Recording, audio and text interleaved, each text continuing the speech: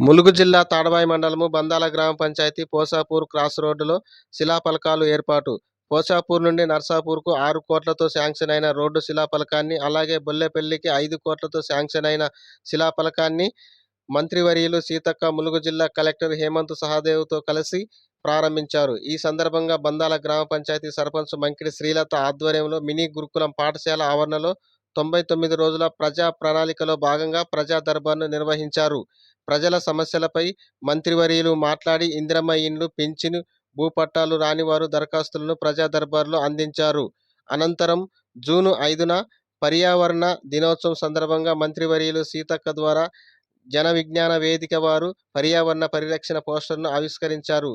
ఈ కార్యక్రమంలో జిల్లా SP Sudhir, ITDA PO Lenin Vatsal, DFO Vikas Meena, Panchayati Raj director Byreddy Bhagavan Reddy, Bandala గ్రామ పంచాయతీ కార్యదర్శి కోరం రాజు, ఉప సర్పంచ్ గుమ్మడి అశ్విని, వార్డు మెంబర్లు, ప్రజా ప్రతినిధులు, సంబంధిత అధికారులు, వివిధ గ్రామాల మహిళా సంఘాలు, ప్రజలు భారీ ఎత్తున పాల్గొన్నారు.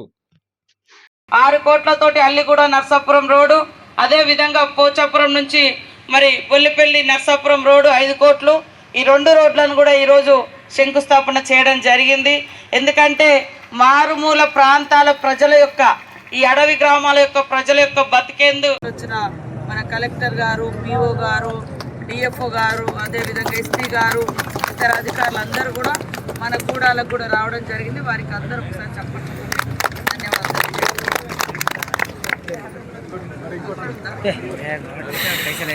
ఎక్కువ మేము తీసుకెళ్తా ఉంటాం. మొన్న కూడా ఆదిలాబాద్లోకి వస్తే అక్కడ కూడా ఒక కోలాం కూడా ఉంది, ఆసిఫాబాద్ జిల్లాలో. అక్కడ నేను ఆ ఇన్ఛార్జ్ మినిస్టర్గా ఉన్నప్పుడు చాలా పెద్ద ఎత్తున ఇల్లు ఇచ్చినాం. ఆ ఇళ్ళ ఓపెనింగ్కి వచ్చినప్పుడు వాళ్ళకి ఆ ఇల్లు ఇస్తే వాళ్ళు పడ్డ టెండర్లు వచ్చి ఇక్కడ చేస్తూ ఉంటారు. వాళ్ళు చేసి వెళ్ళిపోతారు. పోయిన తర్వాత 3 రోజులకే కూలిపోయింది అనుకో, మళ్ళీ శాంక్షన్లు కావు.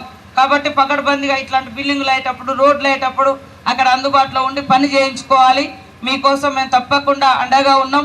ఈసారి పింఛన్లు కానీ, ఇల్లులు కానీ, భూభారతి కానీ ఇవన్నీ కూడా చేయడం జరుగుతుంది. ఇల్లులు కూడా ఈ ఏరియాకి ఈసారి ఎక్కువనే ఇస్తాం. పోయినసారి మనకు రోడ్డు ప్రాబ్లం ఉండే, ఇంకా రోడ్డు కాకుండా ఉండే. ఆ ఇటుకలు తెచ్చేది, ఇసుకలు తెచ్చేది, లారీలు ఎక్కడం దిగడం ఇబ్బంది ఉంది.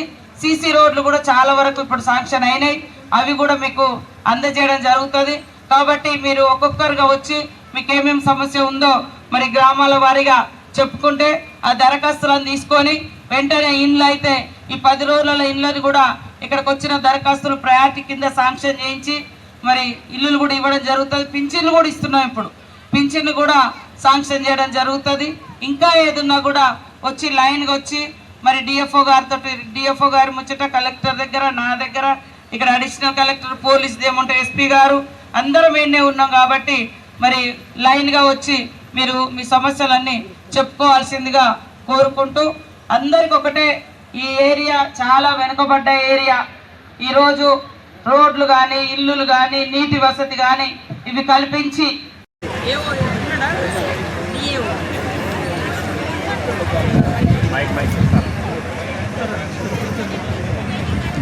డిఏఓ ఉన్నాడా, డిఏఓ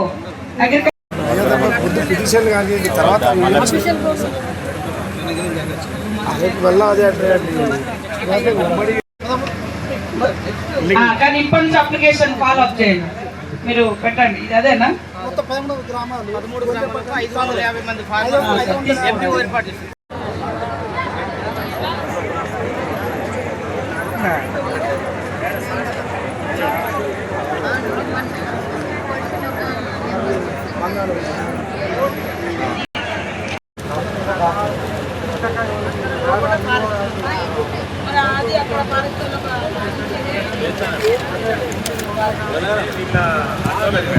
కార్యదర్శి గారు ఇవ్వండి, మాకు రీచ్ అవుతాయి, ప్రాబ్లం లేదు.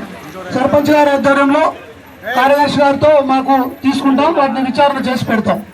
సర్పంచ్ గారు, కార్యదర్శి ఇక్కడ ఉండి అన్ని తీసుకొని లింగాలకు వస్తే అక్కడ కలుస్తారు సార్ వాళ్ళు, లేదా ఎంపీడీ ఆఫీస్ కన్నా కలుస్తారు. ఇచ్చేయడం జరుగుతుంది అందరికి.